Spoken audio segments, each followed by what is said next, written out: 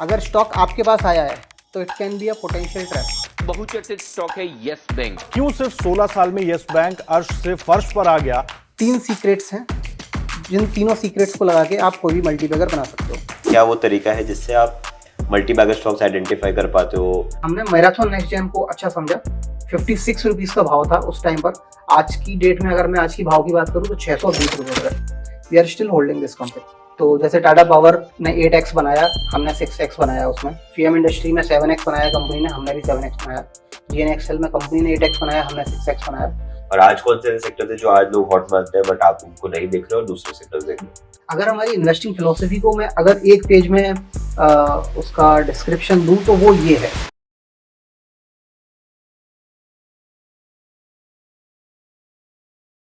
Thank you so much Nikhil ये podcast करने के लिए। हमने इन्वेस्टिंग की दुनिया में बहुत बार ये देखा है कि जो भी लोग इन्वेस्टिंग की दुनिया से रिलेटेड है या फिर जो एक्टिवली इन्वेस्ट कर रहे हैं या गाइडेंस दे रहे हैं वो मोस्टली सीए सीएफएज कॉमर्स की फील्ड से ज़्यादा आते हैं। पर आप एक ऐसे पर्सन हो जो इंजीनियरिंग का बैकग्राउंड लेके फाइनेंस के डोमेन में आए हो और यहाँ पे बहुत अच्छा कर रहे हो। तो कैसे वो जर्नी रही आपकी फ्रॉम इंजीनियरिंग टू फाइनेंस? इसके पीछे एक कहानी है। मैंने अपना आईआईटी मद्रास से मैंने एमटेक किया स्ट्रक्चरल इंजीनियरिंग में। उसके बाद एलएनटी में मैंने जॉब की। तो through LNT I went to Oman. तो I was only 2 years old in job और मैं ऑलरेडी 7 फिगर्स में कमा रहा था। तो पहला थॉट मेरे दिमाग में यही आया कि मुझे पैसा इन्वेस्ट करना चाहिए। तो हमने 4 से 5 बेस्ट एडवाइज़र्स जो इंडिया के थे, मैंने उनको चूज़ किया, मैंने और मेरे फ्रेंड्स ने मिलकर, और हमने उनका एडवाइजरी सर्विस लिया। 4 से 5-6 महीने में हमको ये रियलाइज़ हुआ कि इंडिया में अच्छे एडवाइज़र्स नहीं हैं। करेक्ट। एज अ प्रोफेशनल जब हम एडवाइजरी की तरफ देखते हैं तो हम सबसे पहली चीज़ ये देखते हैं कि सामने वाले का जो हॉराइज़न है वो लॉन्ग टर्म होना चाहिए, राइट। आप किसी स्टॉक को खरीद के 2 साल 3 साल 5 साल तक होल्ड कर सको। 10 साल 15 साल की बात नहीं कर रहा हूँ, फिर भी कुछ फंडामेंटल के बेसिस पर होना चाहिए, बिजनेस के बेसिस पर होना चाहिए। बट ज़्यादातर एडवाइजरीज, अगर मैं उस टाइम की बात कर रहा हूँ 2017 की, ज़्यादातर एडवाइजरीज का बेस शॉर्ट टर्म था। वो आपको अगर स्टॉक कोई बताया है, अगर नीचे पर चला गया 10-15%, 20%, तो उस पर एग्जिट दे देंगे, या फिर बहुत ज़्यादा बाइंग सेलिंग कराएंगे, चर्निंग कराएंगे। तो बेसिकली वो ब्रोकर्स के फ़ायदे के लिए बने हुए थे और हमारे फ़ायदे के लिए नहीं बने हुए थे। तो अगर ब्लंट वे में अगर मैं पुट करूं तो आपने बोला C A C F A M B एज हैं, तो मुझे ऐसा लगता है अगर C A C F A M B A ने अच्छा काम किया होता तो मेरी यहाँ कोई ज़रूरत थी नहीं, क्योंकि I was already making good money and I just wanted to invest. तो वहाँ पर एक गैप मुझे दिखा और मुझे ये रियलाइज़ हुआ कि यार इनसे अच्छा काम तो हम कर सकते हैं। कहीं ना कहीं प्रोसेसेस अपने दिमाग में ऑलरेडी थी, इन्वेस्टिंग पर कुछ ना कुछ करता रहता था, और धीरे करके हमने प्रोसेसेस बनाई स्टॉक को फाइंड आउट करने की, वैल्यू इन्वेस्टिंग करने की। और मुझे रियलाइज़ हुआ कि इस गैप को मुझे फिल करना चाहिए rather than expecting somebody else to do it. तो इस तरह से ही हमारी जर्नी चालू हुई। मैं इंडिया आया और कौन सी ईयर की बात है ये? 2019 में मैं इंडिया आया, और मेरा पहला फोकस यही था कि मुझे 1 साल से 1.5 साल के अंदर इस तरह की प्रोसेसेस और इस तरह के सिस्टम्स बिल्ड करने हैं कि मैं खुद का एडवाइजरी चालू कर सकूँ। 2021 मेरा टारगेट था, बट कोरोना की वजह से 2022 हो गया, और फिर 2022 से हम फुल फ्लेज्ड मार्केट में एज अ एडवाइजरी। तो जैसे कि मैंने पढ़ा था आपकी इन्वेस्टिंग स्टाइल थोड़ी सी वैल्यू ड्रिवन है, कुछ सिक्लिकल स्टॉक्स भी आप पिक करते हो। तो आपका प्रोसेस क्या है? कैसे वो तरीका है जिससे आप मल्टी बैगर स्टॉक्स आइडेंटिफाई कर पाते हो? और मैंने इतना ये भी देखा है कि आप जनरली इतना डीप स्टडी नहीं करते हो बट ज़्यादा आप इमोशनल एंगल को हटा के टूल्स लगाने की कोशिश करते हो। तो क्या एग्जैक्टली वो पैरामीटर्स है, वो टूल्स है जिसकी वजह से आप स्टॉक्स निकाल पाते तो हो? जो टूल्स वाली बात है, जो ऑटोमेशन वाली बात है हाँ। आपने कही, वो एक इंजीनियरिंग माइंडसेट से आता है करेक्ट। कि किस तरह से वो प्रोसेस बिल्ड की जाए कि हम स्टॉक के पास ना जाएं, स्टॉक हमारे पास आए। एक लाइन में आपको बोलता हूँ, स्टॉक मार्केट में अगर स्टॉक आपके पास आया है तो it can be a potential trap, और आप स्टॉक को ढूंढ रहे हो तो it can be a potential multibagger. Correct. किसी भी मल्टीबैगर बनाने का, आपको 2 गुना बनाना है, 10 गुना बनाना है, 50 गुना बनाना है, कोई भी मल्टीबैगर बनाने का फॉर्मूला रिमेन्स सेम। 3 सीक्रेट्स हैं, जिन तीनों सीक्रेट्स को लगा के आप कोई भी मल्टीबैगर बना सकते हो। 2 सीक्रेट्स उनमें से ओपन सीक्रेट्स हैं, उनकी भी हम बात करेंगे, और तीसरा सीक्रेट है जिसकी कोई बात नहीं करता है, तो उसकी भी हम बात करेंगे। पहला सीक्रेट है जिस पर पूरा इकोसिस्टम आज की डेट में बेस्ड है, वो है क्वालिटी। क्वालिटी जब मैं बोल रहा हूँ तो क्वालिटी हम स्टॉक्स के फाइनेंशियल्स की, कंपनी के फाइनेंशियल्स की बात कर रहे हैं।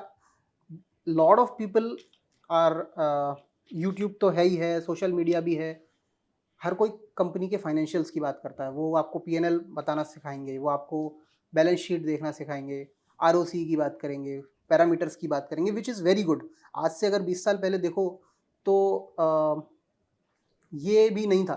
Mostly people were doing BTST, आज खरीदो कल बेचो, और तो आज की डेट में एटलीस्ट लोग क्वालिटी पर फोकस कर रहे हैं। तो quality investing is basically investing. Correct. तो दूसरा जो सीक्रेट है वो है वैल्यूएशन। बहुत कम लोग इसको तवज्जो देते हैं, बात बहुत लोग करते हैं, लेकिन तवज्जो इसको बहुत कम लोग देते हैं। हम इसमें बहुत डीप जा चुके हैं। वैल्यूएशन अच्छे तरीके से कैसे करें? जस्ट बिकॉज PY देख लिया, 5 का PY ही है, कंपनी अंडर वैल्यूड लग रही है, खरीद लिया, तो मुझे नहीं लगता उस तरह से वैल्यूएशन कर सकते हो आप। तो वैल्यूएशन को कैसे करें? और तीसरा एक और सीक्रेट है जिसकी हम आगे जाके डिस्कस करेंगे। तो जैसे आपने पहला पॉइंट मेंशन किया, क्वालिटी फाइनेंशियल्स के एंगल से आप बात कर रहे हो, तो फाइनेंशियल्स में क्या देखते हो? मतलब नेट प्रॉफिट मार्जिन देखते हो, सेल्स देखते हो, सेल्स ग्रोथ देखते हो, प्रॉफिट ग्रोथ देखते हो, ROC ROE, क्या नंबर होता है वो जिसको आप देखते हो? पूरा प्रोसेस बना के हमने इन्वेस्टिंग को बेसिकली गो अहेड किया है। तो पहला सीक्रेट जो मैंने बोला, क्वालिटी। आप ये चार्ट देख रहे हो, क्वालिटी और वैल्यूएशन के बीच में ये चार्ट है। करेक्ट। अगर आपको 10x मल्टीबैगर या कोई भी मल्टीबैगर 20x 30x मल्टीबैगर बनाना है तो आपको यहाँ पर होना है, right? This is where you get multibaggers. But हम उसके अलावा दूसरे जो क्वाड्रेंट हैं उनको भी स्टडी कर लेते हैं।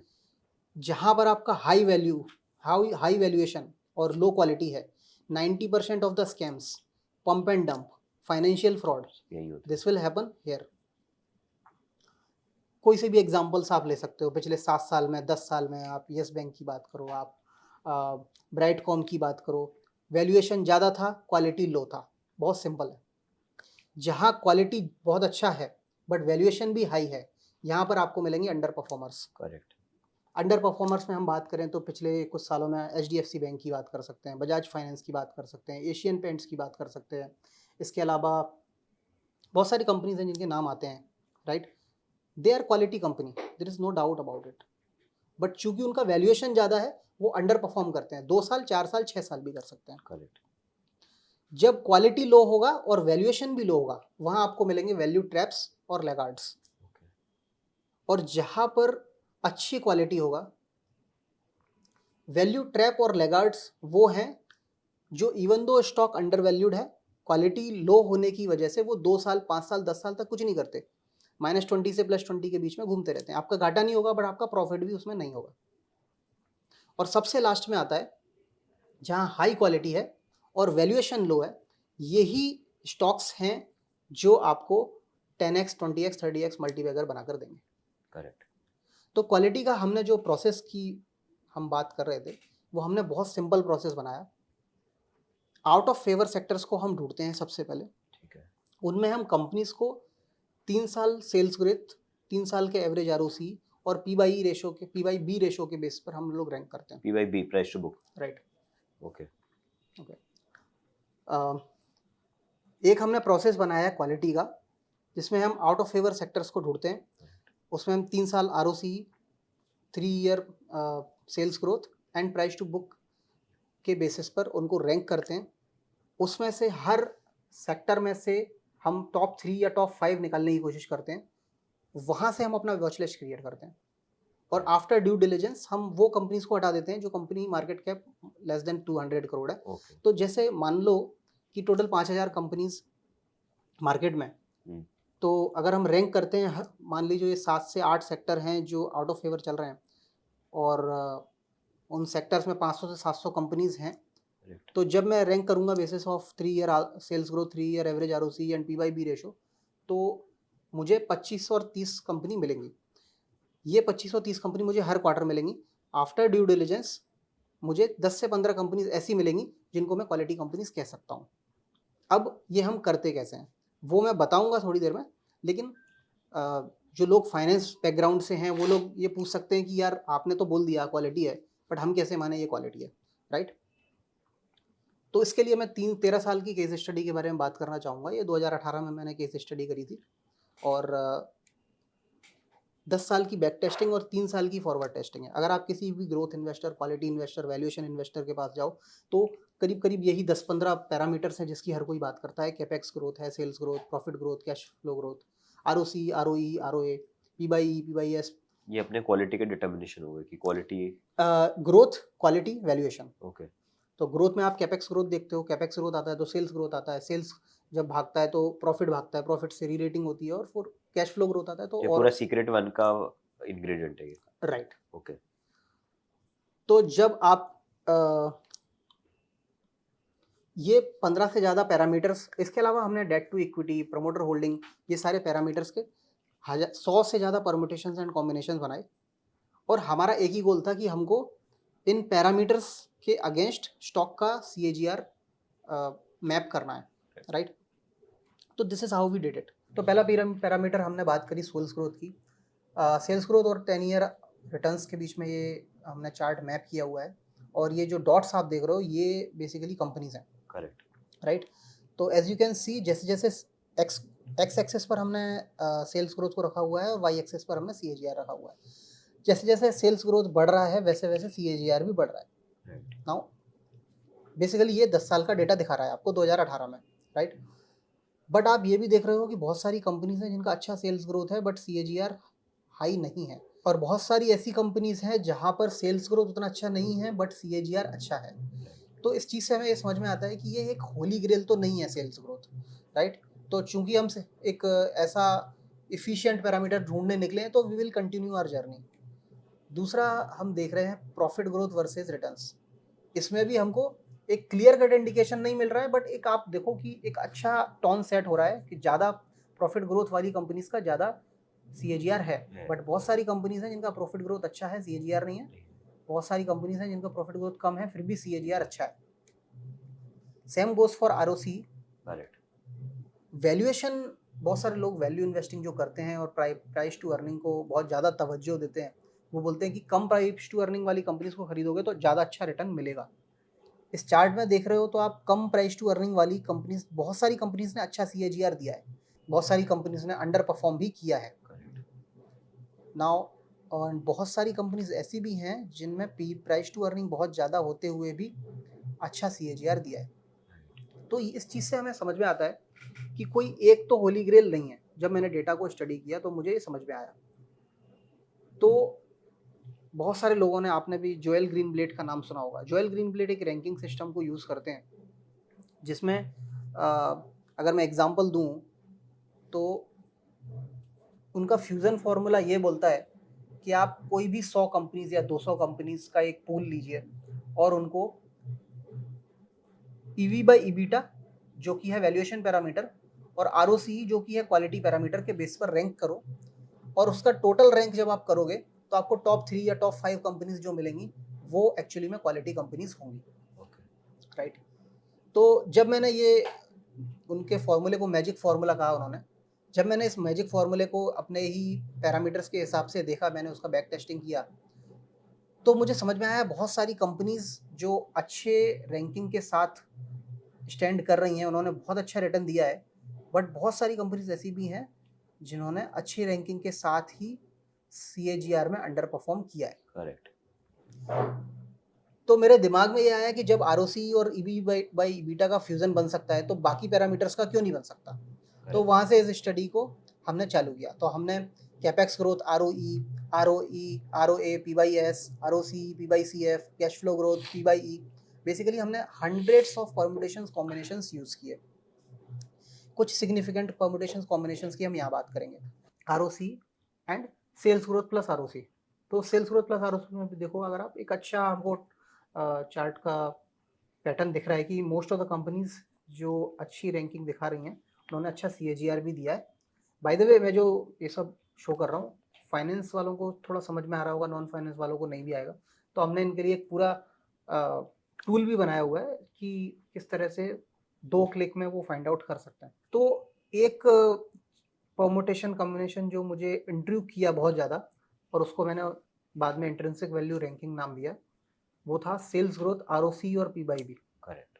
तो जब मैंने प्लस फर्स्ट 40 to 50 कंपनीज को देखा तो ज़्यादातर कंपनीज CAGR को एक बड़े लेवल पर बीट कर रही थी, और जब मैंने उनका 10 साल का CAGR निकाला तो 40.7 CAGR निकला, okay which is a huge CAGR।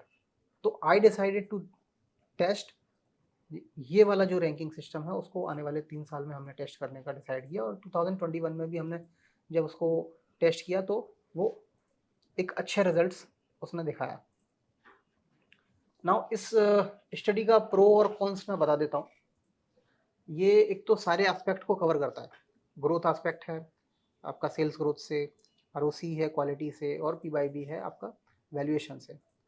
और कोई भी स्ट्रेटजी हम मार्केट में देखते हैं 2 साल चलती है, 3 साल चलती है, आप मोमेंटम देख लो 2-3 साल चलता है, या आप ग्रोथ देख लो 2 साल चलता है, फिर 2 साल के लिए अच्छा नहीं करता है, बट इसने हमको एक लंबे समय में एक अच्छा CAGR परफॉर्मेंस दिखाया, और 40% CAGR means 30x in 10 years, right. But इस स्टडी का कॉन्स को अगर हम देखें तो इसमें हमने पेनी स्टॉक्स को भी इंक्लूड किया, क्योंकि अगर आप देखोगे टाइम के साथ बहुत सारी कंपनीज जो स्मॉल कंपनी होती है लार्ज बन जाती हैं, और लार्ज 10 साल का एक बहुत बड़ा टाइम फ्रेम होता है, तो स्मॉल कंपनी पेनी कैप भी बन जाती है टाइम के साथ। तो हमने कोई भी स्टॉक एक्सक्लूड नहीं किया, और इसका एक अजम्पशन है कि पहले fundamentals kicks in and then the stock performance comes, जो कि नहीं होता। मार्केट में आप देखोगे फंडामेंटल्स के आने से पहले ही स्टॉक परफॉर्मेंस आ जाता है। तो ये एक अजम्पशन इसका एक ड्रॉबैक था, और उसको हमने बाद में मिटिगेट किया, वो मैं बात करेंगे हम। ओके। तो अगर एक छोटा सा केस स्टडी में इसका दिखाना चाहूँ तो 2019 में जब आपको याद होगा BS4 BS6 का इशू चल रहा था, करेक्ट। ज़्यादातर ऑटो कंपनीज की तरफ इन्वेस्टर्स पेसिमिस्टिक नज़रिए से देख रहे थे, और तब हमें एक देखा कि ऑटो कंपनीज से ही जुड़ा हुआ एक segment auto ancillary heavily correction की तरफ जा रहा था। कंपनीज जैसे कि GNXL, FIAM industry, precision camshaft, hitech gear, ये कंपनीज 50-60% करेक्ट हो चुकी थी इस पेसिमिज्म के चलते, क्योंकि इनका पूरा बिजनेस ऑटो सेक्टर से आता है, और ऑटो सेक्टर पूरा अपना प्रोडक्शन शॉप्स बंद कर रहा था। अगर आपको याद होगा पंजाब में और साउथ में बहुत सारे कंपनीज ने अपना प्रोडक्शन शॉप्स बंद किया था। तो उस टाइम पर हमने ये रैंकिंग ऑटो एंसिलरी कंपनीज में लगाया। आप देख रहे हो कि ये मोर देन 100 to 110 कंपनीज हमने ली, और उनको रैंक किया। पहले sales growth, 3 year sales growth, दूसरा 3 ईयर ROC, एंड तीसरा price to book value CMP divided by BV। और तीनों ही रैंक्स को हमने जब टोटल किया तो जो हमारी रैंकिंग निकल कर आई वो ये निकल कर आई। तो टोटल 100-150 कंपनीज में से जब हमने 7-8 कंपनीज उठाई तो GNXL, precision camshaft, hitech, IST, Sundaram, FIAM industry, LG, Balakrishnan and Indian Nippo आया। इसके बाद हमने जब ड्यू डिलिजेंस और वैल्यूएशन चेक्स किए तो हमने इसमें से GNXL और FIAM इंडस्ट्री को खरीदा, और both companies made 7 to 8x in nearly 2 to 3 years time. 2019 से अगर आप 2023 तक भी देखोगे तो कंपनीज ने 8-8 गुना बनाया है इन दोनों ने ही। अगर मैं दूसरा आपको एक केस स्टडी दिखाना चाहूँ, रियल एस्टेट में 2021 में इवन दो पूरा मार्केट ओवर वैल्यूड था, अगर आप अक्टूबर नवंबर की बात करो तो एक अलग ही पीक था उस टाइम पर। एक रियल एस्टेट एक ऐसा सेगमेंट था जहां पर अंडर वैल्यूएशन था, और इसीलिए मैं कहता हूँ there are always opportunities, there are always traps. 2021 में 80 to 90% सेक्टर ऐसे थे जो अगर आपने उसमें खरीदा होता तो आपने अच्छा खासा करेक्शन देखा होता, लेकिन रियल एस्टेट एक ऐसा सेक्टर था जिसको हम ट्रैक कर रहे थे, और यही सेम हमने रैंकिंग लगाई। तो कंपनीज जो निकल कर आई वो अरविंद स्मार्ट से space, Marathon Next Gen, Ajmera realty, Puravankara, और इसमें से आफ्टर वैल्यूएशन चेक्स हमने मैराथन नेक्स्ट जेन को अच्छा समझा। 56 रुपीज़ का भाव था उस टाइम पर। आज की डेट में अगर मैं आज की भाव की बात करूँ तो 620 रुपये पर है। We are still holding this company. पहला फैक्टर हमारा क्वालिटी का हो गया, इसमें अपने वैल्यूएशन भी थोड़ा बहुत ले लिया। तो नेक्स्ट जो सीक्रेट था हमारा वो वैल्यूएशंस का ही था, तो फिर Valuations। उसमें क्या करते थे? नाउ आई कैन अंडरस्टैंड बहुत सारे लोगों को जो हमने ये केस स्टडी करी, परम्यूटेशंस कॉम्बिनेशंस की मैपिंग करी, वो शायद समझ में नहीं आई होगी। तो उसके लिए हमने ये सोचा कि किस तरह से एक 2 क्लिक सॉल्यूशन दे सके, राइट। तो हमने ये एक टूल बनाया हुआ है, हमारी वेबसाइट है intrinsicvalueequity.in, और हमने इस पर इस टूल को लिस्ट करके रखा हुआ है। तो पहला पेज है मार्केट कैप वाइज रैंकिंग और दूसरा है सेक्टर वाइज रैंकिंग। ओके जिस स्ट्रेटजी की हम बात कर रहे हैं वो सेक्टर वाइज रैंकिंग है। तो पहला काम आप करोगे सेकंड पेज पर जाना। सेकंड पेज पर जो भी सेक्टर आपको लगता है अंडर वैल्यूड है, अब एक बहुत बड़ा क्वेश्चन आता है, ये कैसे पता करें कि कौन सा सेक्टर अंडर वैल्यूड है, राइट? अगर इसमें हम कॉमन सेंस भी लगाएंगे तो भी हम ये पता कर सकते हैं कौन से वो सेक्टर्स हैं जो ए मीडिया में नहीं है, जो हेटेड हैं, अबेंडेंड हैं, जो सेक्टर्स में कोई भी ग्रोथ देखने को नहीं मिली है 4-5 साल से, ऐसे सेक्टर्स जिनको लोग सनसेट इंडस्ट्री कह रहे हैं। आज से 1 साल पहले बात करें कि लुब्रिकेंट कंपनीज की अगर या फिर बैटरी कंपनीज की अगर कोई भी बोलता भी था, मुझे याद है मैंने एक स्पेस में बोला था कि लुब्रिकेंट सेक्टर अच्छा अंडर वैल्यूड लग रहा है और बैटरी सेक्टर जो अमरा राजा और ये अच्छे लग रहे हैं, ट्रेडिशनल बैटरी। तो 1000 लोग थे स्पेस में और 700 रह गए थे तो देवर लाइक अरे लुब्रिकेंट को कैसे बोल दिया, ईवी आने वाला है, ये तो ईवी के बाद तो लुब्रिकेंट का कोई काम ही नहीं है, ऐसे कैसे बोल दिया। और अगर 2 साल में देखो, अगर आप लोग गल्फ ऑयल ने जितना अच्छा किया है, कैस्ट्रॉल ने भी डबल हो गया है। तो इस तरह से हमें ये पता चलेगा कि कौन से सेक्टर्स अंडर वैल्यूड है। तो पहला क्लिक वो था और दूसरा क्लिक आपको यहाँ करना है। मान लो कि आपको ऐसा लगता है आपके एक्सपीरियंस के बेसिस पर और जो 3-4 पैरामीटर्स मैंने बताए उसके बेसिस पर आपको ऐसा लगता है कि फार्मा सेक्टर आज की डेट में अंडर वैल्यूड है। तो all you do is you click on only, that's all. जो जैसे कि फार्मा में हमें 97 कंपनीज टोटल दिखी, तो आप टोटल टॉप 10 कंपनीज को एक अपनी वॉच लिस्ट में रख सकते हो। करेक्ट। जैसे कि टॉप 10 कंपनीज में कौन है?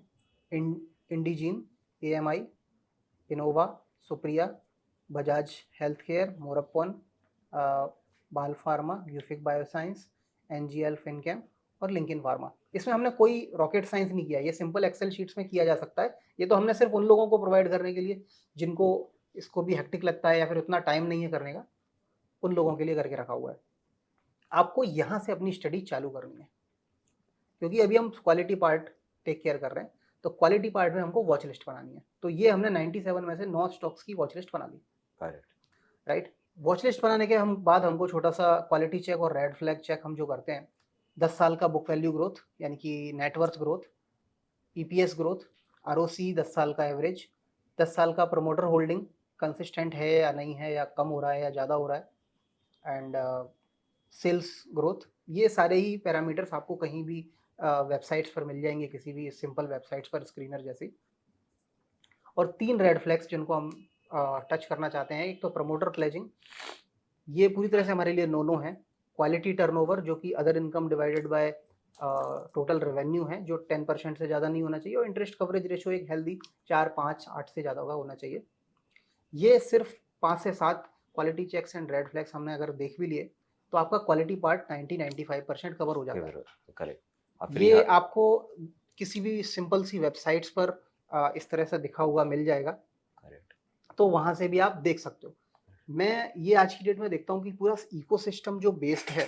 तो अब सेकंड ये- फैक्टर पे आते हैं कि सेकंड फैक्टर जो आपने वैल्यूएशन का कहा था, उसको कैसे आप कैटर करते हो पूरे इस सिनेरियो में? तो सेकंड जो हमारा सीक्रेट है वो भी एक ओपन सीक्रेट है, वैल्यूएशन। बहुत सारे लोग इसकी बात तो करते हैं बट इसको कहीं ना कहीं उसमें अप्लाई नहीं करते क्योंकि अभी तो बुल मार्केट भी चल रहा है, तो वैल्यूएशन की बात करने वाले को लोग उस नज़रिए से भी देखना नहीं चाहते हैं। जबकि मुझे ऐसा लगता है कि अभी हाईवे एक ऐसा रोड है जहाँ स्पीड सबसे ज़्यादा देखनी चाहिए, राइट? क्योंकि सबसे ज़्यादा एक्सीडेंट हाईवे पर ही होते हैं और अभी हम हाईवे पर चल रहे हैं, करेक्ट। राइट? तो ये जो सेकंड सीक्रेट है, ये भी ओपन सीक्रेट है, वो है वैल्यूएशन। जैसा कि हमने इस चार्ट में देखा, अगर क्वालिटी कमज़ोर है और वैल्यूएशन हाई है तो 90% स्कैम्स, पंप एंड डंप यहाँ होता है। क्वालिटी इवन दो अच्छी है बट वैल्यूएशन आपके फेवर में नहीं है तो आपको अंडर परफॉर्मर्स मिलेंगे। और जहाँ पर क्वालिटी बहुत अच्छी है और वैल्यूएशन आपके फेवर में है वहाँ पर आपको 10x मिलेगा। बट वैल्यूएशन की ब्यूटी ये है कि इवन दो क्वालिटी अच्छा नहीं है और वैल्यूएशन लेकिन कम है, तो देयर इज अ चांस कि आपका वैल्यू ट्रैप टर्न अराउंड में बदल के आपको मल्टीबैगर उसमें से भी निकल आए। तो अगर कोई मुझसे पूछेगा, इवन दो पूरा इकोसिस्टम बेस्ड है आज की डेट में क्वालिटी पर, मुझसे अगर कोई पूछे क्वालिटी और वैल्यूएशन में आपको एक चूज करना है तो मुझे इस क्वाड्रेंट को देखते हुए भी जो वैल्यूएशन है उस क्वाड्रेंट में जाना मैं ज्यादा पसंद करूंगा, अगर मेरे पास चॉइस है कि एक में ही जाना है तो। क्योंकि वैल्यू ट्रैप्स और लैगार्ड्स भी कभी कभी टर्न अराउंड होके आपको अच्छा मल्टीबैगर दे देते हैं, राइट। और जो आपने एक सीक्रेट कहा जो किसी को नहीं पता है, वो कौन सा है? वो पहले हम वैल्यूएशन कवर करेंगे। ओके, नहीं पता है, लोग बात नहीं करते हैं, राइट ना। वैल्यूएशन की जब हम बात करते हैं तो ज़्यादातर लोग प्राइस टू अर्निंग की बात करते हैं। जब प्राइस टू अर्निंग की हम बात करते हैं तो ये अजम्पशन लिया जाता है कि प्राइस नीचे जाता है तो प्राइस टू अर्निंग भी नीचे जाता है, प्राइस ऊपर जाता है तो प्राइस टू अर्निंग भी ऊपर जाता है। बट बहुत सारे लोग इस चीज़ को इग्नोर कर देते हैं कि जब अर्निंग्स नीचे जाता है तो price to earning shoots up, right, and जब अर्निंग ऊपर जाता है तो price to earning comes goes down, right. अगर मैं आपको एक एग्जांपल दिखाऊं तो ये एक लीडिंग स्टील कंपनी का एग्जांपल है, और अगर आप इसको बहुत आराम से देखो तो मैंने क्या किया है, इसमें प्राइस को और प्राइस टू अर्निंग को मैप करने की कोशिश करी है। ये मैं एग्जांपल आपको इसलिए दिखा रहा हूँ क्योंकि इसका एक बहुत अच्छा सिग्निफिकेंस है। 2014 में अगर आप देखना चाहोगे तो जहाँ प्राइस आपका पीक कर रहा है वहाँ प्राइस टू अर्निंग है आपकी करीब 12 और 13, और जब आपकी प्राइस टू अर्निंग 20 और 25 है वहाँ पर स्टॉक आपका बॉटम बना रहा है, राइट। हो सकता है may be a coincidence, right. आगे बढ़ते हैं। 2018 में जब प्राइस टू अर्निंग 25 और 30 है, जब आपको कोई बोलेगा अरे इसमें क्यों जा रहे हो, ये तो ओवर वैल्यूड है, ये है वो है, तब स्टॉक एक्चुअली कंसोलिडेशन जोन से बाहर आ रहा है। करेक्ट। लेकिन जब स्टॉक का पीवाई 8 है 9 है, पूरा मीडिया आपको बोल रहा होगा अरे इतनी अच्छी कंपनी है, देखो इसका अर्निंग ग्रोथ कितना ऊपर जा रहा है, स्टॉक ने भी बहुत अच्छा किया है, 8 और 9 है, तब स्टॉक ने पीक बनाया है। Same thing happening over and over in 2021। जब स्टॉक का पीवाई है 30-35, हर कोई आपको स्टॉक लेने से मना करेगा, फिर स्टॉक 3 गुना हो जाएगा, स्टॉक का पीवाई होगा 3 और 4, ओके, और पीवाई होगा 3 और 4, आप इन्वेस्ट करोगे और वहाँ पर फिर से स्टॉक आपका पीक बनाएगा, और फिर से आपको वही 5-7 साल का वेट करना पड़ेगा स्टॉक में 0-0 होने के लिए भी। इसमें अर्निंग बहुत तेजी से बढ़ी प्राइस के कंपैरिजन में, इसलिए ऐसा पी ने दिखाया ये राइट।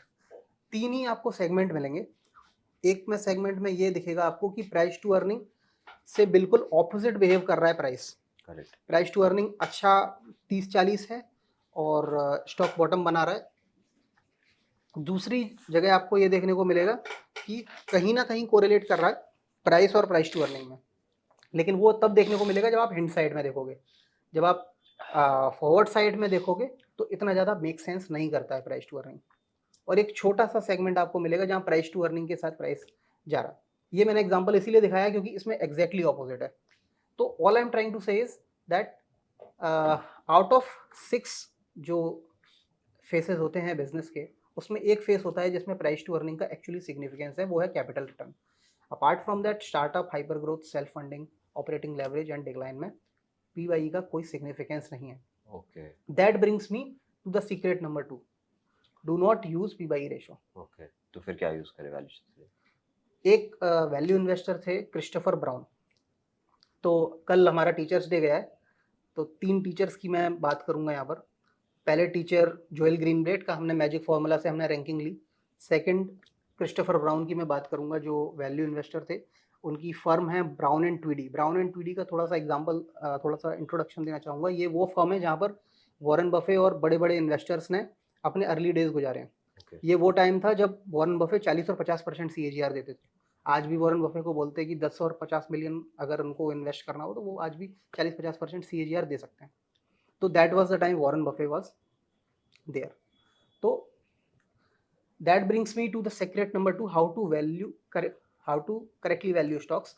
क्रिस्टोफर ब्राउन ने एक बहुत क्रिस्प फॉर्मूला दिया कि जब भी आप का जो करंट वैल्यूएशन है, करंट वैल्यूएशन मतलब price to book, price to sales and price to cash flow. Okay, P E को तो आप हटाई दो, price to book, price to sales and price to cash flow पिछले 5 साल के price to book, price to sales and price to cash flow के below है, that is the time you enter. Okay, 5 years का average लेके उससे compare करो। 5 year का एवरेज आप लो, price to book, price to sales, price to cash flow का। ओके, अगर आपका current price to book, price to sales, price to cash flow all तीनों होने चाहिए। ऑल 3 ओके, अगर उससे डाउन है तो आप उसमें एंट्री लो। करेक्ट। और एग्जिट के टाइम पर भी आपको ओवर वैल्यूएशन के लिए भी ऐसे ही सब करना है, फाइवर के एवरेज से ऊपर हो तो राइट। तो अगर आपको कुछ एग्जांपल दिखाता हूँ, एक्चुअली मैं जब ये सिखाता हूँ तो मैं ये एक्सरसाइज कराता हूँ, मैं बताता नहीं हूँ, मैं ये एक्सरसाइज कराता हूँ कि मैं कुछ एग्जांपल दूंगा और आप बताओ मैंने क्या किया। तो जैसे टाटा पावर ने 8x बनाया, हमने 6x बनाया उसमें। मझगांव डॉक ने 20x बनाया, हमने 8.5x बनाया, छोटे से कैपिटल पे 20x भी बनाया। GRM ओवरसीज ने 80x बनाया, 6x बनाया। फीएम इंडस्ट्री में 7x बनाया कंपनी ने, हमने भी 7x बनाया। GNXL में कंपनी ने 8x बनाया, हमने 6x बनाया। मैराथन नेक्स्ट जेन करीब करीब 10x के आसपास आ चुका है आज की डेट में और हमने अभी तक होल्ड कर रहे हैं। पावर मैक प्रोजेक्ट्स ने 10x बनाया, हमने 5x बनाया। और फिर मैं पूछता हूँ कि आप बताओ मैंने क्या किया, rather than me telling them. तो अगर आप किसी भी केस में देखोगे तो हमने 5 साल के प्राइस टू बुक या प्राइस टू सेल्स या प्राइस टू कैश फ्लो हम स्क्रीनर पर नहीं देख सकते, लेकिन आप उसको एक्सेल शीट्स पे करना बना होगा। सकते हो, करेक्ट। अब तो प्राइस टू बुक और प्राइस टू सेल्स आ गया, पहले तो वो भी नहीं था। तो we used to do in Excel and those guys used to do in diaries, तो we have respect for them. तो अगर आप देखो पावर मैक का एग्जांपल, तो प्राइस टू बुक वैल्यू 5 साल के हमारे जो मीन लेवल है उससे नीचे आ रहा है। मैराथन नेक्स्ट जेन में अगर आप देखो तो नीचे है। ओके। GNXL में अगर आप देखो तो 5 साल के नीचे है। अगर आप फीएम इंडस्ट्री में प्राइस टू सेल्स देखोगे तो 5 साल से नीचे है। ओके। GRM ओवरसीज में भी सेम चीज़ है। मझगांव डॉक में भी अगर आप देखो, बेसिकली 5 साल का price to book, price to sales, price to cash flow आप लो, और आपका करंट अगर price to book, price to sales, price to cash flow उसके नीचे है, तो that is the time valuation front पे कंफर्टेबल हो जाता है। ठीक है, और तीसरा सीक्रेट जिसके बारे में बात नहीं करते लोग पर आपने ढूंढ रखा है। Right. Let's understand it this way, quality investing is investing, value investing is a hack in investing, cyclical investing it's advanced value investing basically. तो जो तीसरे गुरु की हम बात करेंगे वो है हार्वर्ड मार्क्स। ओके। उन्होंने सिक्लिकलिटी पर बहुत काम किया और उन्होंने बताया किस तरह से साइकिल्स काम करती हैं बिजनेस में, राइट। तो जो तीसरा सीक्रेट है वो है सिक्लिकल ट्रिगर्स। अच्छा, इससे पहले मैं कुछ आपके साथ शेयर करूं, मैं कुछ शेयर करता हूं curious case of retail investors. एक रिटेल इन्वेस्टर जब मार्केट में आता है, वो पहले साल में क्या फेस करता है, दूसरे साल में क्या फेस करता है, तीसरे साल में क्या फेस करता है, ये हम बात करते हैं। कितनी बार हमारे साथ ये हुआ है जब हमने स्टॉक मार्केट में चालू किया कि कोई स्टॉक बहुत अच्छा कर रहा था, पिछले 4-5 साल में उसने करीब 8-10 गुना 15 गुना रिटर्न बनाया, और हमको ऐसा लगा कि यार ये कंपनी ग्रोथ फेस में आ चुकी है, 2024 में 2047 के गाइडेंस दे रही है और 15% CAGR का ग्रोथ गारंटीड कर रही है, और हमने उस कंपनी में एंटर किया और स्टॉक करेक्ट हो गया, करेक्ट, राइट। अगर आप 1-2 साल पुराने हो मार्केट में तो आपने टॉप पे नहीं खरीदा, कोई स्टॉक था बहुत अच्छा किया उसने 4-5 साल, आप you are smart enough to not buy out the top, तो आपने सोचा कि इस कंपनी को मैं ट्रेस बैक करने देता हूँ, कंपनी को मैं करेक्ट होने देता हूँ। जब कंपनी ने अच्छा खासा करेक्शन किया, 1-8 साल का 20-30% करेक्ट किया, और वहाँ से जब कंपनी ने जो मोमेंटम के बेस पर, स्ट्रेटजी के बेस पर मोमेंटम दिखाना चालू किया या फिर ब्रेकआउट देना चालू किया, आपने बाय किया और कंपनी करेक्ट फर्दर, फिर आपको थोड़ा सा एक्सपीरियंस हो गया, आप एक वैल्यू इन्वेस्टर बन गए, 4-5 साल का आपने मार्केट में करेक्शन देखा और आपने एक ऐसी कंपनी फाइंड आउट की कि कंपनी का स्टॉक जो है 4-5 साल से करेक्ट कर रहा है, it is definitely under valued now, financials भी ठीक ठाक है, तो आपने उस कंपनी को एक मोटा मोटी बॉटम पर लेने की कोशिश करी। Company does nothing for next 3 years, time correction हो गया, राइट, तो कंपनी बिकम्स लगार्ड। और चौथा रिटेल इन्वेस्टर्स का क्यूरियस केस ये है कि किसी कंपनी को आपने 3 साल 4 साल तक रखा, लगार्ड था, उसमें कुछ भी हो नहीं रहा था, फाइनेंशियल्स डिटोरिएट हो रहे हैं उल्टा, और आपने उसको एग्जिट किया और कंपनी भाग गया, मल्टी बैगर बन गई वो आने वाले 5 से 6 महीने के अंदर अंदर। मुझे ऐसा लगता है हर investor in 4 curious case of retail investor से होकर गुजरा है। अगर कोई बोलता है नहीं गुजरा, मुझे लगता है वो झूठ बोल रहा है, राइट। ऐसा क्यों होता है? Reasons most retail investors lose money by is not getting the cycle right. newbie investors think buying a quality company is enough to do well in the market. मतलब एक अच्छी क्वालिटी कंपनी खरीद ली, P&L देख लिया, balance sheet check कर ली, growth guidance पढ़ लिए, तो अभी कंपनी में अच्छा हो जाएगा, रिटर्न अच्छा बनेगा. It's not enough, it's actually bare minimum. मतलब अगर आपको क्वालिटी भी नहीं करना आता तो फिर तो आपको मार्केट में होना ही नहीं चाहिए. अगर आपको क्वालिटी करना आता है तो वहां से आपका रियल गेम स्टार्ट होता है. तो पहला गेम है आपका वैल्यूएशन ट्रैक करना, और दूसरा है the real game is to get the cycle right. तो ये तीसरा सीक्रेट है. To get the cycle right we first have to understand what is cycle, right. तो basically there are 3 cycles which predominantly affect the stock price. एक है आपका economic cycle, एक है बिजनेस साइकिल, एक है sentimental cycle. Economic cycle is nothing but the growth of a country. हम देखते हैं चाइना ने बहुत अच्छा किया है पिछले 30 साल में. इंडिया बहुत अच्छा कर रहा है 10-15 साल में. यूरोप को हम जब देखते हैं तो एक part of Europe economy is deteriorating, एक है जहां कंसोलिडेशन में है. तो ये एक इकोनॉमिक साइकिल है. You don't have to be economist to understand this कि हमारी कंट्री ग्रो कर रही है, राइट. दूसरी साइकिल है बिजनेस साइकिल. बिजनेसेस और इंडस्ट्रीज भी एक साइकिल को फॉलो करते हैं. एक 3 साल का साइकिल, 5 साल का साइकिल, जिसमें वो अच्छा करते हैं और फिर उसमें वो कंसोलिडेट करते हैं और फिर डाउन साइकिल में जाते हैं. ऐसा क्यों होता है? गवर्नमेंट रेगुलेशंस की वजह से, सप्लाई डिमांड की वजह से, कंपटीशन की वजह से, कैपेक्स की वजह से, lot of reasons are there, right. पर तीसरा है सेंटिमेंटल साइकिल. अगर आप देखो किसी भी कंपनी के सेम फंडामेंटल्स रहते हुए भी कंपनी 15-20% ऊपर जाती है, 15-20% नीचे आती है साल में, तो वो सिर्फ और सिर्फ सेंटिमेंट्स की वजह से होता है. आप कंपनी का कोई न्यूज़ आ गया या फिर कुछ कॉर्पोरेट गवर्नेंस हो गया या ऐसा कुछ. ज़्यादातर इन्वेस्टर इस एज का, और जितने भी इन्वेस्टर जो कोरोना के बाद आए हैं, वो इस साइकिल पर फोकस करते हैं. उनको वही 10-15% लेने में इंटरेस्ट है. ब्रेकआउट मिल गया खरीद लो, कोई MACD मिल गया, कोई मूविंग एवरेज के ऊपर चला गया, ये लाइन इस लाइन के ऊपर चली गई, खरीद लो. उनको ज़्यादातर इंटरेस्ट यहाँ पर है, जबकि बड़ा पैसा यहाँ पर बनता है. ये साइकिल है जिस पर सबको फोकस करने की जरूरत है. बिजनेस साइकिल को अगर 5 मिनट में समझें तो मान लो कि आपकी ये पेन बनाने की फैक्ट्री है. आपको 3 रुपये का पेन पड़ता है, आपने 5 रुपये में बेचते हो, तो आपका प्रॉफिट मार्जिन हो गया करीब 40%. लेकिन आपके competitors are also seeing it. आपके पड़ोसी देख रहे हैं, रिलेटिव्स देख रहे हैं, उन्होंने भी फैक्ट्री डाल दी. तो बेसिकली ये कैपेक्स हो गया. कैपेक्स कॉम्पिटिटर्स दोनों हो गए. तो आपको या तो पेन का प्राइस कम करना पड़ेगा, और या फिर इतने ज़्यादा कॉम्पिटिटर होने की वजह से इतना ज़्यादा सप्लाई हो जाएगा, तो सप्लाई डिमांड का गैप फिल होने की वजह से आपका जो इन्वेंट्री है वो भाग जाएगा.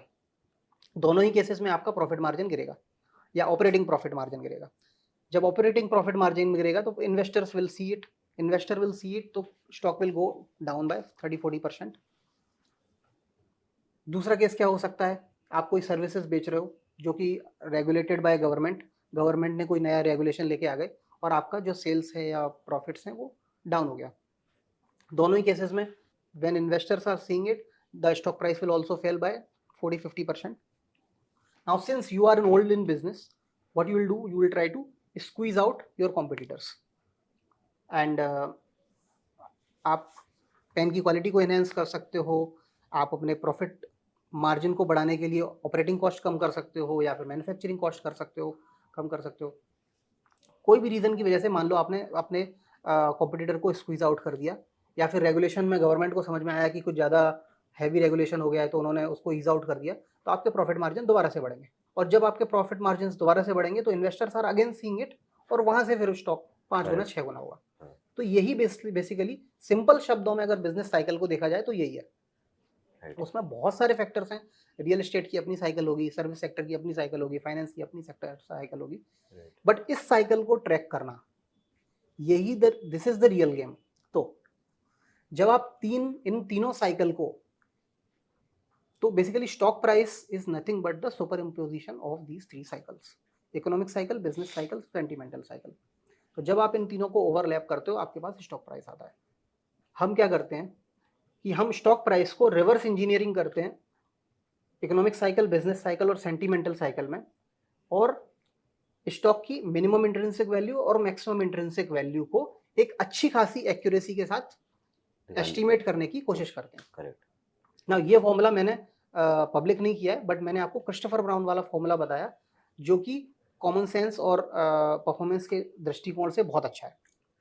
हमने साइकिल की बात करी। क्या होता है जब आप हॉट स्टॉक्स खरीदते हो, चाहे वो स्मॉल कैप सेगमेंट से आए या लार्ज कैप सेगमेंट से आए, तो मान लो बिजनेस साइकिल ने बहुत अच्छा किया है पिछले 3 से 4 साल में, right. Sentimental cycle is already doing it's job. तो या तो मान लो आपने सेंटिमेंटल साइकिल के भी टॉप पे खरीद लिया, या फिर आपने 10-15-20% करेक्शन हो गया सेंटिमेंटल साइकिल में, वहां पर खरीदा है। इन बोथ केसेस आप यहाँ पर खरीद रहे हो इस करेक्ट। इस जोन में, राइट। क्योंकि जब आप सुपर पोजीशन देखोगे तो ये यहाँ पर हो आप कहीं, राइट। 2 साल का ऑलरेडी स्टॉक पीक बना चुका है, और जब आप यहाँ खरीदते हो तो ये आपका फ्यूचर है बेसिकली। अगर आप लार्ज कंपनी खरीद रहे हो तो 10% 15% का करेक्शन मिलेगा। अगर आप छोटी कंपनी खरीद रहे हो तो वो करेक्शन 40-50% भी हो सकता है। 3 से 5 साल लग सकते हैं आपको सिर्फ और सिर्फ अपना प्राइस पे आने के लिए, राइट, 0-0 करने के लिए, ठीक है। अब इस चीज को दोबारा से देखते हैं। When you buy over valued under valued stocks, तब क्या होता है। मान लो कि बिजनेस साइकिल उसका डाउन साइकिल में चल रहा था किसी कंपनी का, 3 से 4 साल तक उसने कंपनी में करेक्शन देखा, और अब कुछ कुछ चीज़ें हैं जो अच्छी हो रही हैं कंपनी के फेवर में।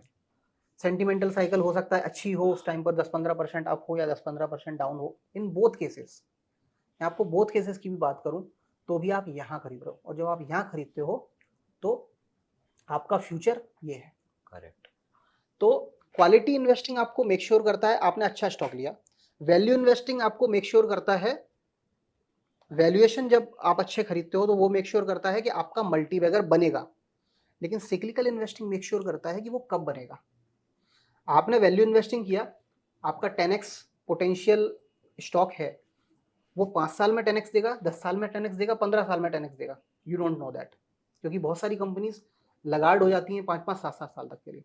लेकिन अगर आप सिक्लिकल इन्वेस्टिंग करते हो तो वो उस टाइम फ्रेम को जो 10 साल 15 साल का है उसको आप 5 और 7 साल में कॉम्पैक्ट कर सकते हो, और इसलिए सिक्लिकल इन्वेस्टिंग के रिटर्न्स बहुत ज़्यादा हैं। नाउ अब मैं आपके साथ एग्जांपल्स शेयर करता हूँ। एशियन पेंट्स में क्या हुआ, हमने अभी हॉट स्टॉक्स की बात करी। एशियन पेंट्स में क्या हुआ, सप्लाई डिमांड गॉट डिसरप्टेड, नए प्लेयर आ गए। 2022 में मैंने बोला था कि मेरा one of my stock KRBL is down 10%, while Asian Paint is down only 1.3%. That was a correction day maybe. I would still buy more of KRBL today rather than Asian Paint. This is delayed gratification for me. Funny part is that KRBL has also not done very well. But पिछले 3 साल में अगर हम देखें तो KRBL ने at least Asian paint को 25% CAGR से बीट किया है। It's a huge outperformance यार, पिछले 2 से 2.5 साल में। Same goes for Hindustan Unilever. March 2020 में आपने कुछ भी खरीद लिया होता वो 4 गुना 5 गुना हो गया होता आपका। लेकिन मुझे पता है, मैं पर्सनली ऐसे लोगों को जानता हूँ जिन्होंने हिंदुस्तान यूनिलीवर खरीदा। उसके पीछे उनका लॉजिक ये था कि जब पूरा मार्केट करेक्ट हो रहा है, हिंदुस्तान यूनिलीवर 5-7% से बढ़ रहा है, और उस टाइम पर बढ़ रहा था मार्च में। तो उनका लॉजिक था कि ये रिलेटिव स्ट्रेंथ है, और वो सब वही सब ब्रेकआउट और ये सब मोमेंटम वगैरह बातें हो रही थी। बहुत सारे लोगों ने हिंदुस्तान यूनिलीवर लिया मार्च 2020 में, आज भी उन्होंने 10% से ज़्यादा रिटर्न नहीं बनाया पिछले 4 साल में। वो होप इन्वेस्टिंग चल रही है उनकी। मैंने आपको बताया कि हम मैक्सिमम इंट्रिंसिक वैल्यू और मिनिमम इंट्रिंसिक वैल्यू कैलकुलेट करते हैं।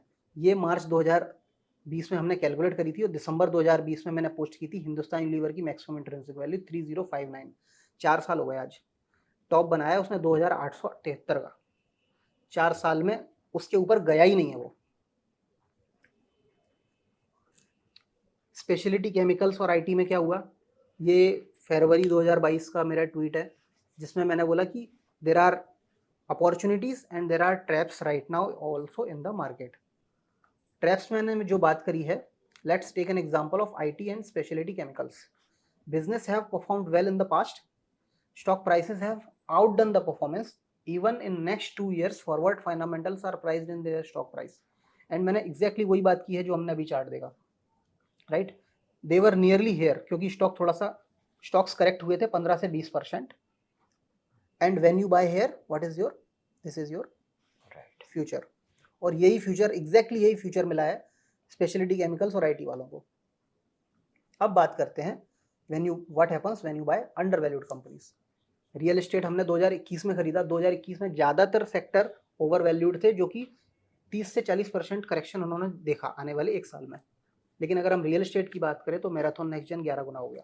अगर हम इंफ्रा की बात करें तो मझगांव डॉक, अगर हम डिफेंस इंफ्रा की बात करें, रेलवे इंफ्रा की बात करें तो टेक्समैको रेल, इसके अलावा अगर डिफेंस में बात करें तो Mazagon dock.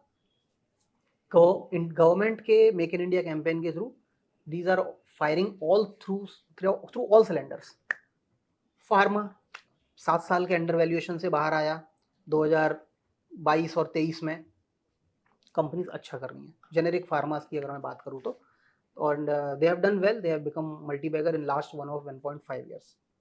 The same thing has happened in ये लुब्रिकेंट और बैटरी ऑल्सो, बट उस बड़े लेवल पर नहीं हुई है, बट हम 1-2 साल बाद बात करेंगे तो वो इस चार्ट में मिल जाएगा अभी। हाँ, तो निखिल जी बहुत बार ऐसे देख पा रहे हैं हम कि आप जो सेक्टर्स पिक करते हो इतने फ्लेवर में नहीं रहते, इतने हॉट नहीं होते हैं। तो 2019 में भी ये सिनेरियो अलग था और अभी भी ये आपके केस में डेफिनेटली अलग ही होगा। तो 19 में कौन से सेक्टर्स थे जो लोग देख रहे थे और आप देख रहे थे, दोनों अलग अलग थे? और आज कौन से सेक्टर थे जो आज लोग हॉट मानते हैं बट आप उनको नहीं देख रहे हो और दूसरे सेक्टर्स देख रहे हो? राइट।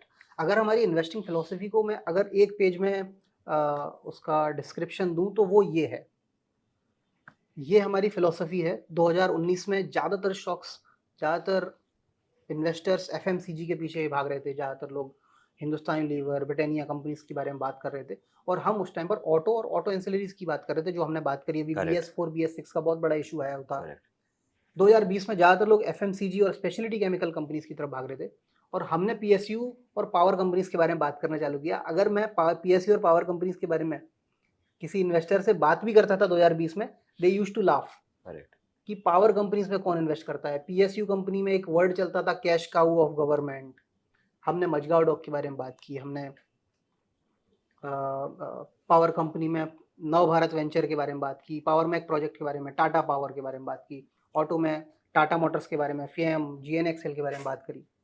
2021 में ज़्यादातर लोग आईटी और स्पेशलिटी केमिकल्स, पेंट कंपनीज के पीछे भाग रहे थे। हम लोग रियल एस्टेट, रियलिटी और हॉस्पिटैलिटी कंपनीज को चूज कर रहे थे। 2022 में लोग आईटी कंपनीज, पेंट्स कंपनीज और न्यू जेन टेक का एक आईपीओ का बबल आया हुआ था। ज़्यादातर लोग Paytm, car trade, Nykaa, Zomato. हम उस टाइम पर फार्मा, बैटरी और लुब्रिकेंट कंपनीज जैसी कंजर्वेटिव कंपनीज उठा रहे थे। 2023 में ज़्यादातर लोग अभी भी रिन्यूएबल्स के बारे में बात करते हैं, और अब और लोग ऑटो एंसिलरी के बारे में भी बात करने लगे हैं, क्योंकि इतना अच्छा एक मोमेंटम आया है उनमें। जबकि हम ऑटो एंसिलरीज को एग्जिट करने की तरफ जा रहे हैं, और अभी जो हम कंपनीज के बारे में बात कर रहे हैं वो fast moving electrical goods, retail companies, biotech companies, agrochemical companies, और कुछ कंपनीज हैं जो तरह तरह के अलग अलग सेक्टर से आती हैं, बट पूरा सेक्टर अंडर वैल्यूड नहीं है, बट वो स्पेसिफिक कंपनीज अंडर वैल्यूड है। Correct.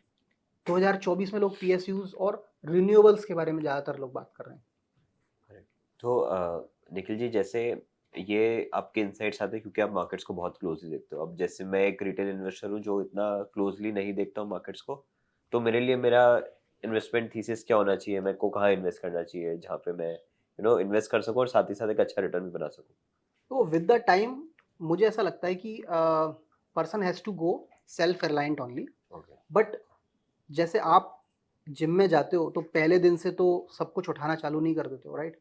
आप एक जिम के ट्रेनर को हायर करते हो, 3 से 6 महीने उनसे ट्रेनिंग लेते हो, और फिर आप अपनी जर्नी को चालू करते हो अच्छे से।